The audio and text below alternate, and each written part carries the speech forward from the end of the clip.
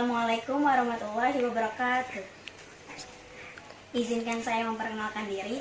Nama saya Lina Aprianti dari Prodi PGSD kelas 6J kelompok 2 yang akan mempresentasikan hasil diskusi kami, yaitu teknik dasar menulis puisi.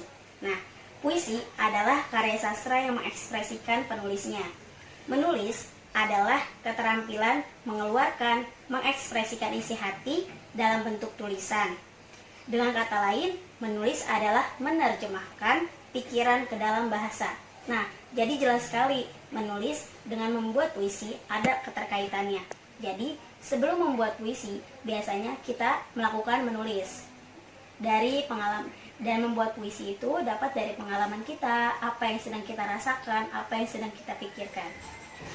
Nah, dari pengertian menulis di atas, dapat disimpulkan bahwa menulis puisi merupakan keterampilan mengeluarkan, mengekspresikan isi hati dalam bentuk tulisan dan merupakan bagian dari kesatuan-kesatuan ekspresi, bahasa, imajinatif dengan irama yang indah.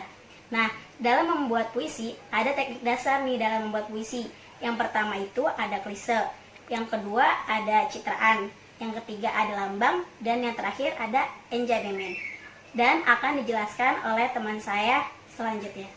Terima kasih. Saya akan menjelaskan tentang penggunaan kalimat klise pada saat menulis puisi. Klise adalah suatu ekspresi atau ide yang terlalu sering digunakan sehingga makna aslinya sudah memudar. Kalimat klise adalah kalimat yang sudah terlalu sering digunakan sehingga terdengar membosankan. Contoh kalimat klise yang digunakan dalam puisi adalah saat seseorang mengatakan wanita itu manis seperti gula. Frasa manis seperti gula merupakan kalimat klise dan tidak memberikan penjelasan apapun tentang wanita tersebut. Jadi, puisi yang baik adalah puisi yang tidak menggunakan kalimat-kalimat yang klise. Halo, saya Tasya Mariana Dewi. Di sini saya akan mencoba memaparkan tentang lambang. Nah, lambang ini banyak banget digunakan di sebuah puisi ya. Nah, lambang ini artinya itu pergantian suatu hal ke hal yang lainnya. Dan lambang ini selain tergantung pada konteks kalimatnya, lambang juga biasanya tergantung pada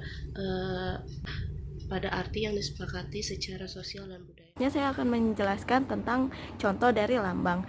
Yang pertama, itu ada dari puisi yang berjudul Doa karya Chairil Anwar yang berbunyi, cahayamu panas suci, tinggal kerip lilin di kelam suci. Itu ada kata lilin yang berarti penerangan atau wahyu dari Tuhan. Selanjutnya ada contoh lambang warna. Misalnya warna hitam itu melambangkan tentang kejahatan, sedangkan warna putih itu melambangkan tentang kesucian, dan ada juga warna merah yang melambangkan tentang keberanian. Selanjutnya ada hujan yang runtuh dari matamu adalah luka tak berhulu. Nah, hujan dari kalimat tersebut memiliki makna atau arti air mata. Dan yang terakhir, aku menisankan namamu dalam lambung kenangan. Menisankan dalam kalimat tersebut memiliki arti menuliskan. Sekian contoh dari saya. Terima kasih. Assalamualaikum warahmatullahi wabarakatuh. Perkenalkan, nama saya Septi Laila Faza dari kelompok 2. Di sini saya akan mencoba menjelaskan pengertian dari citraan. Citraan atau imaji adalah kata atau susunan kata-kata yang dapat memperjelas atau mempengkonkret apa yang dikatakan oleh penyair, sehingga apa yang digambarkan atau dikatakannya itu dapat ditangkap oleh panca indera cita. Dengan kata-kata yang digunakan penyair, pembaca seolah-olah dapat mendengar suara yang disebut imaji auditif, melihat benda-benda atau yang disebut imajinasi visual, dan meraba atau menyentuh benda-benda yang disebut imaji taktil. Perkenalkan, nama saya Vira Alvernia Berlian. Saya dari kelompok 2 akan mempresentasikan teknik dalam puisi, yaitu salah satunya citraan. Contoh perlambangan dalam puisi yaitu satu, citraan penglihatan, yaitu citraan yang ditimbulkan oleh indera penglihatan atau mata. Contoh dari puisinya yaitu Nana Raku Gila Sasar, sayang berulang padamu jua, engkau pelik menarik ingin, serupa darah di balik tirai. Itu salah satu contoh citraan penglihatan. Terus yang kedua, citraan pendengaran yang dihasilkan dengan menyebutkan atau menguraikan bunyi suara, misalnya munculnya diksi sunyi, dentum, tembang, dendang, dan sebagainya. Contoh dari citraan pendengaran yaitu sepi menyanyi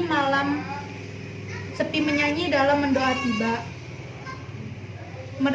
meriak muka air kolamnya, di dalam dadaku memerdu lagu, menarik seluruh aku.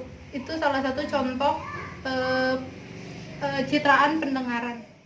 Perkenalkan, nama saya Kartika Destriana. Saya akan melanjutkan materi dari teman saya, yaitu tentang jenis citraan. Citraan perabaan adalah citraan yang dapat dirasakan oleh indera peraba atau kulit pada saat membacakan atau mendengarkan larik-larik puisi.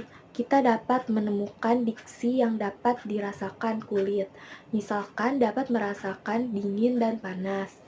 Citraan penciuman adalah citraan berhubungan dengan kesan atau gambaran yang dihasilkan oleh indera penciuman.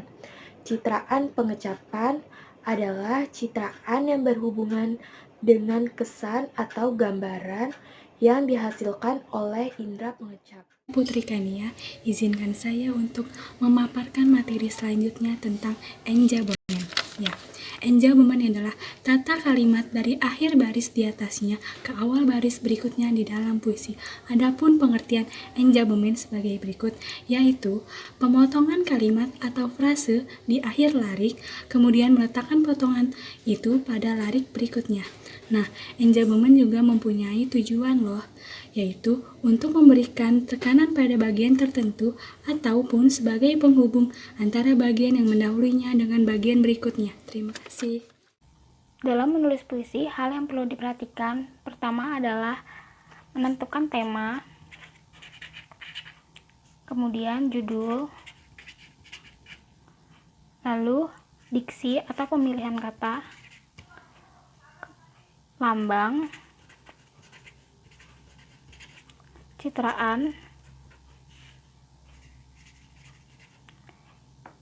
dan menentukan enjabomen yang tepat.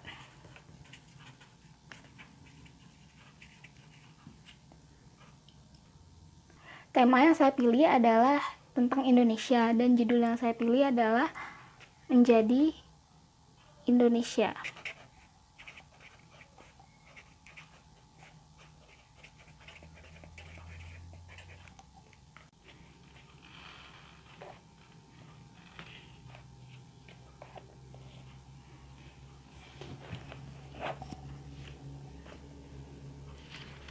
Selanjutnya kita akan memilih kata